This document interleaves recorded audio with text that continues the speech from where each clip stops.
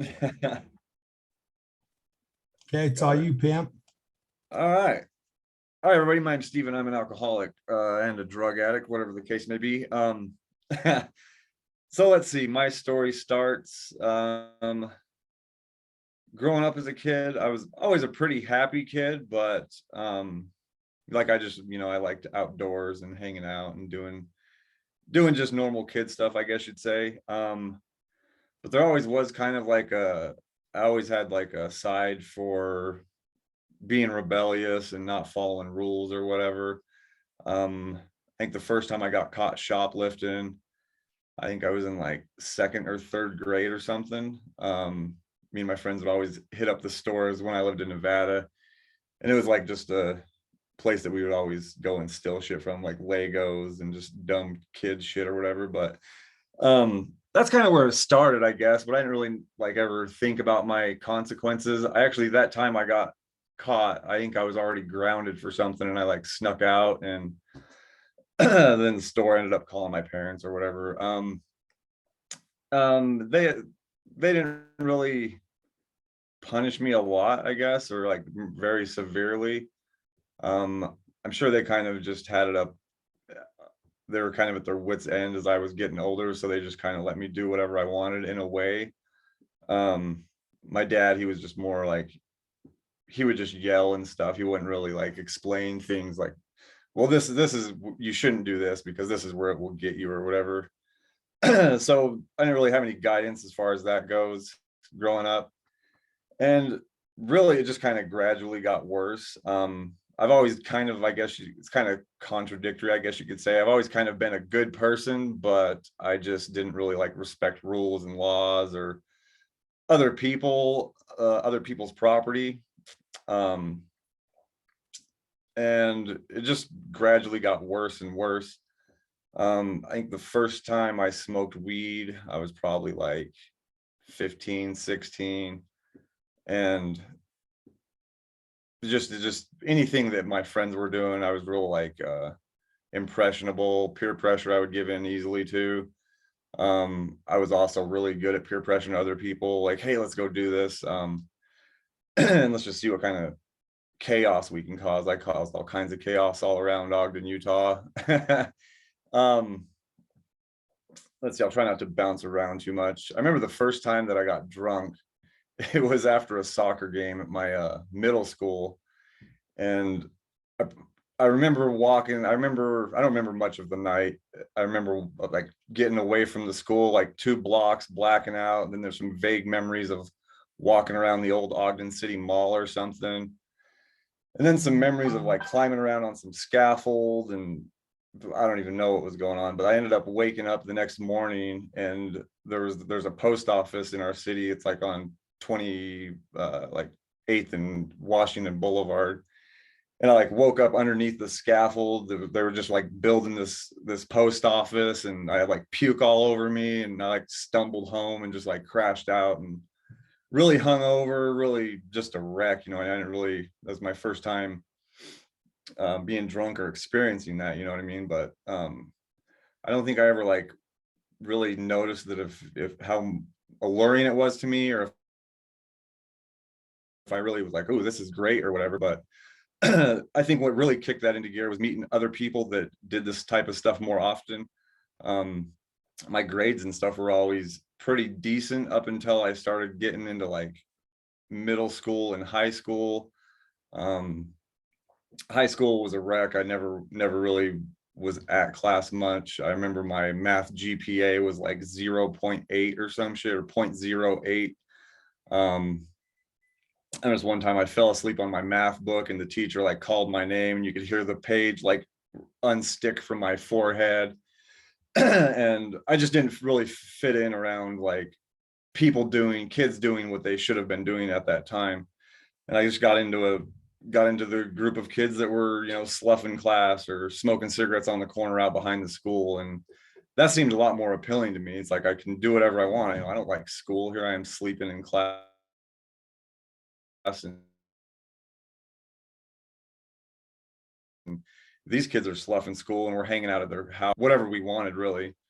And eventually I just like kind of basically, I guess, dropped out of school, was just basically ran away from home and just started hanging out in a pretty rowdy crowd, got introduced to more heavy duty drugs. First time I got locked up, I think I was like 17. I had another friend that we were both like really impressionable, and we was kind of like I was fire and he was gasoline, or vice versa. Anytime we were around, we would get some type of substance in us, and our judgment would just out the window, you know what I mean? And we ended up we were at a party out in North Ogden, and we were across the street from his house waiting for his mom to like go to work or whatever at like 4 a.m. And I had the great idea of like breaking into this van, and we like, it was a bunch of someone's like work van or something. And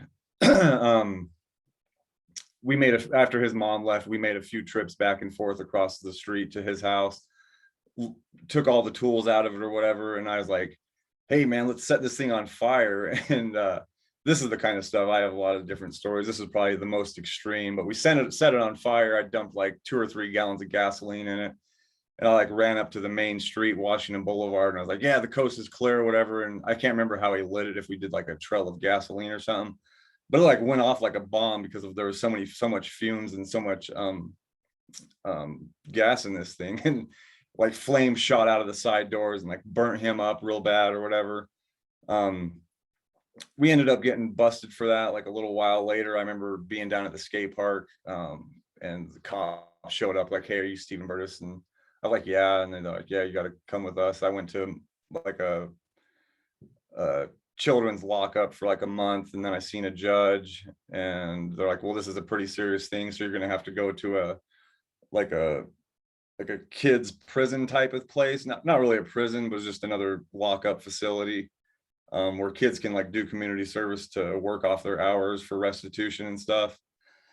So that was the first time I was ever like really locked up and like taken out of society.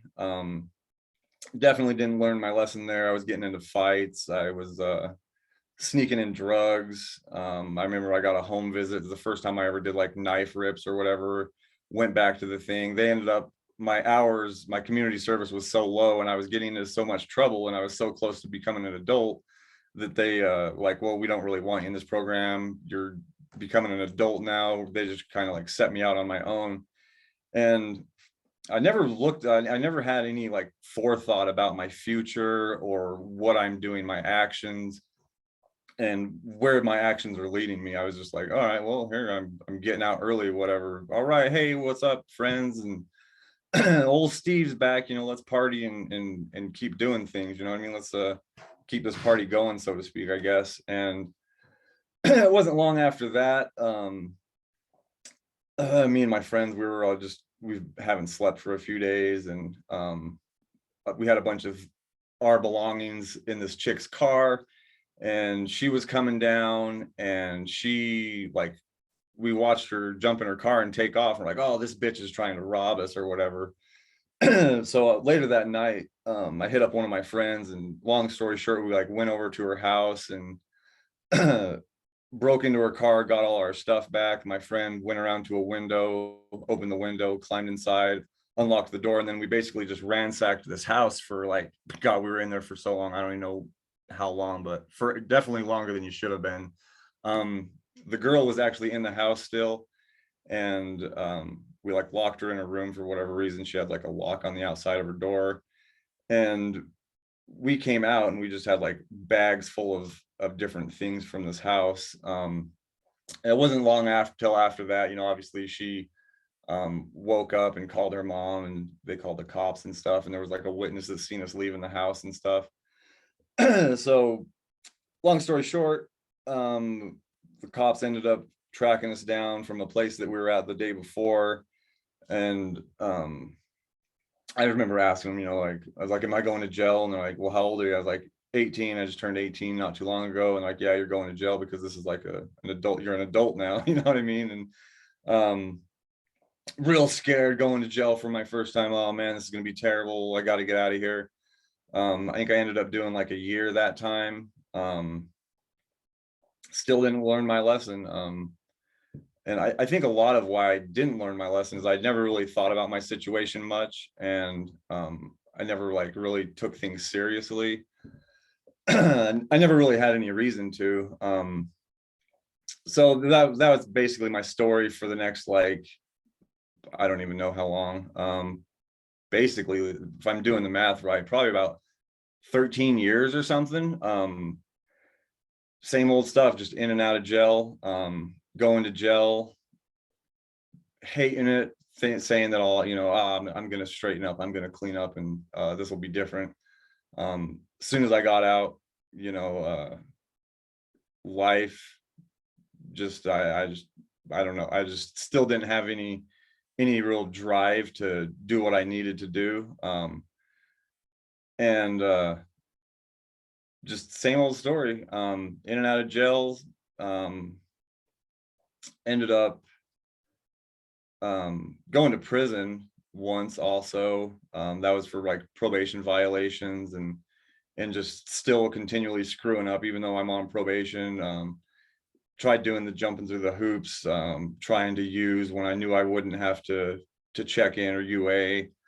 That ended up catching up with me. The judge was like, well, you seem to have a drug problem, and you don't really seem to want to change your behavior, so we're going to see what prison does for you. So he sent me down to prison. Also another scary thing, I remember signing the paper that says, where do you want your body sent if you die and stuff. And that was pretty scary, but once again, still didn't wake me up. Got out of jail, or got out of prison that time. I think I might have done okay for a little while or something, but nothing real significant. I wasn't able to, I think that's another thing that was really important for me, was like my friends, even though they weren't real good friends. And I would just always go back to them. It's really hard to try to stay clean when everyone around you is using and drinking and living that type of lifestyle. So that continued for, like I was saying, probably 13 years from that first time that I was in jail. And that last time that I was in jail, I was going to the meetings that they would bring to the jail and whatnot. And there was a guy in there, and he would always come and he would always say that, people that get out of jail and go to meetings, they have a higher success rate of being successful, having some type of a life, continued long-term sobriety. And that sounded pretty good to me. And I was like, well, I should probably give this a shot, because, I'm getting older now. I think I was like 32. And so that I took that advice. I think that was the first like real recovery advice that I actually took. You know what I mean? Like, I was going to meetings in jail, but once I'm out of jail, then it's up to me to make those decisions. And I think that was the first step to my recovery and my sobriety. I got out and I just started going to meetings, started meeting new friends, new people, started hearing about what other people have done and what other people did when they didn't really know what to do. Every other time I would get out of jail and I wouldn't know what to do, I would have these cravings and these urges. I would feel uncomfortable or something. And for me, my answer was always drown those out and avoid those feelings at basically all costs. So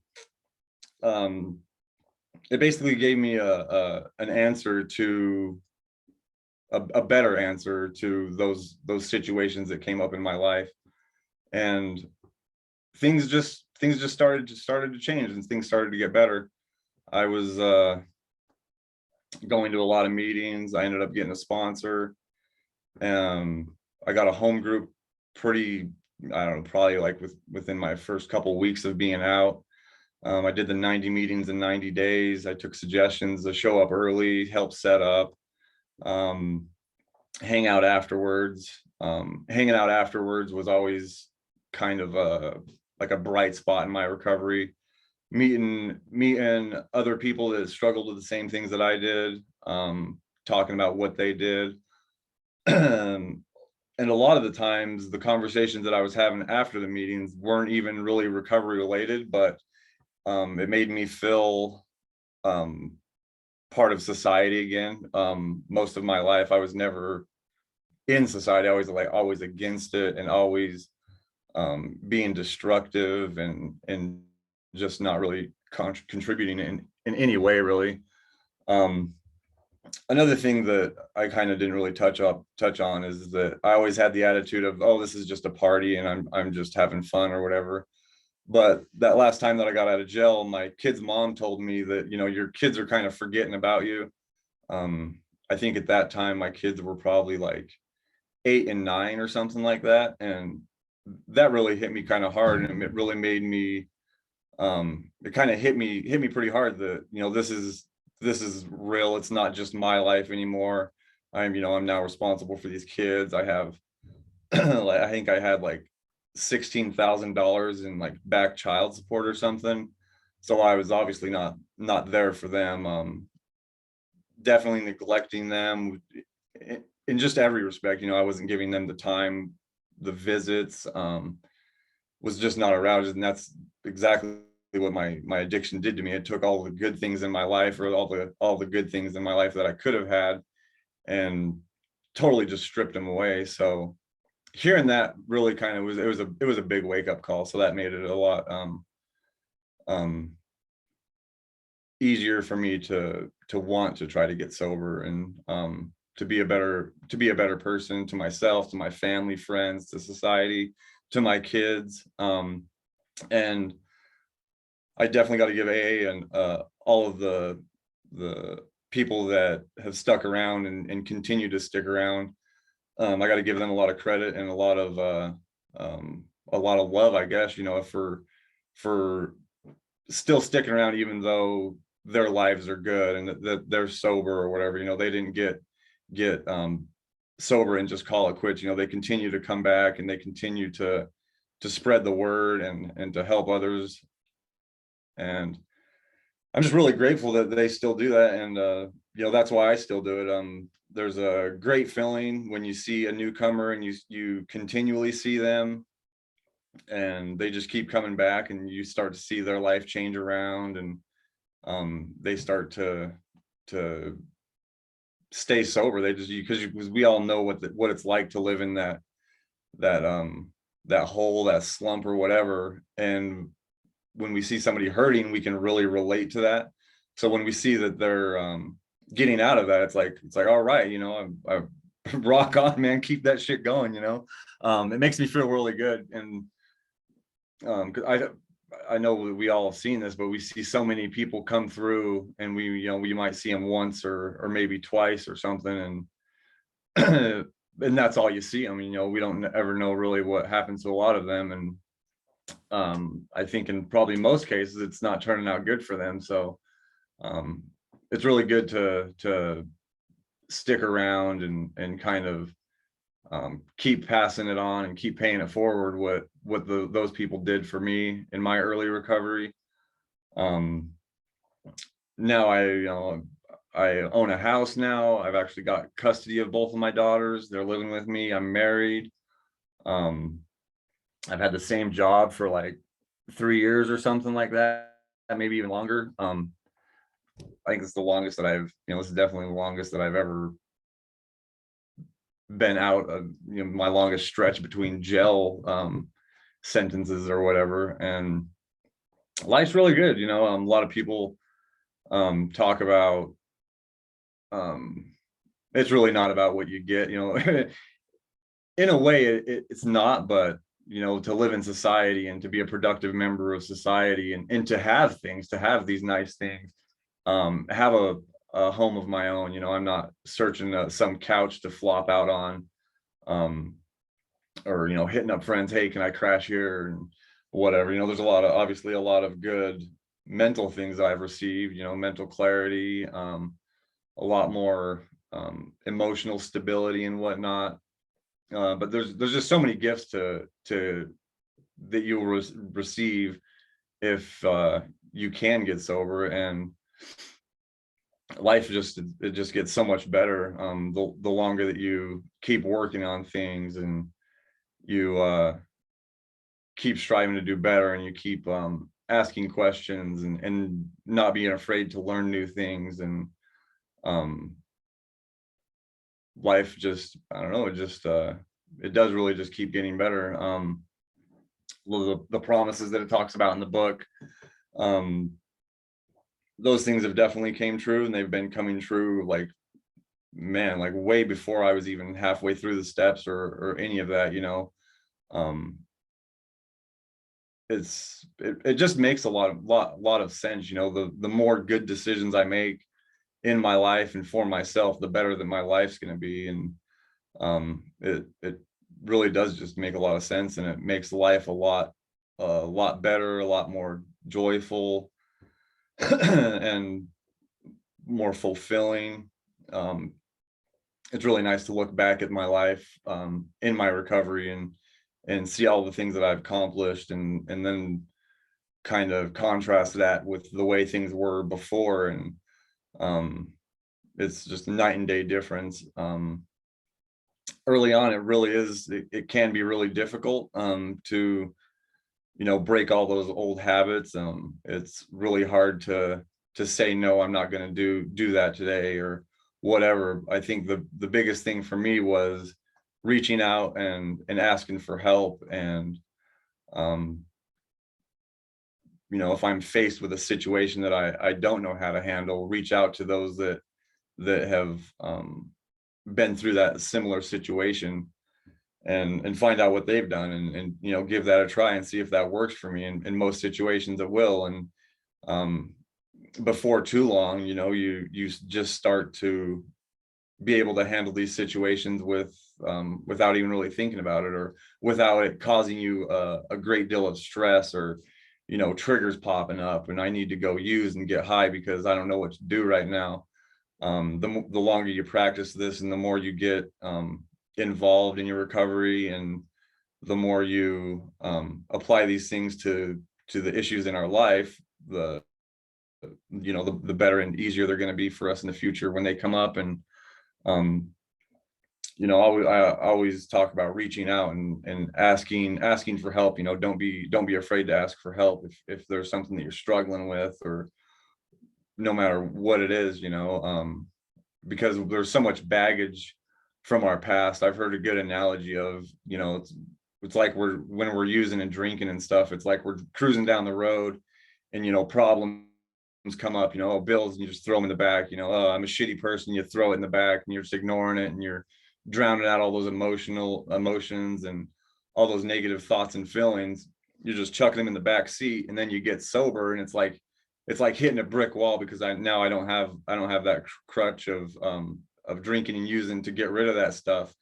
And then you know, you get sober, and all that stuff just comes flying up into the front seat, and you're faced with it all. And it really is a hard thing to deal with all at once. And I think it's a huge thing to have support, um, go to meetings, talk to a lot of people, make new friends, and find good hobbies, find things that you like to enjoy um, while you're on this, whatever your sobriety looks like, whatever your journey looks like. Find out what you like to do and what makes you happy, and never give up. No matter how hard it can get, no matter how hard it seems, there's always somebody else out there that has been through the same thing, and they've made it through it, and you will be able to make it through as long as you keep on pushing ahead and keep asking for help. And I think that's all I got for now. Thanks, guys.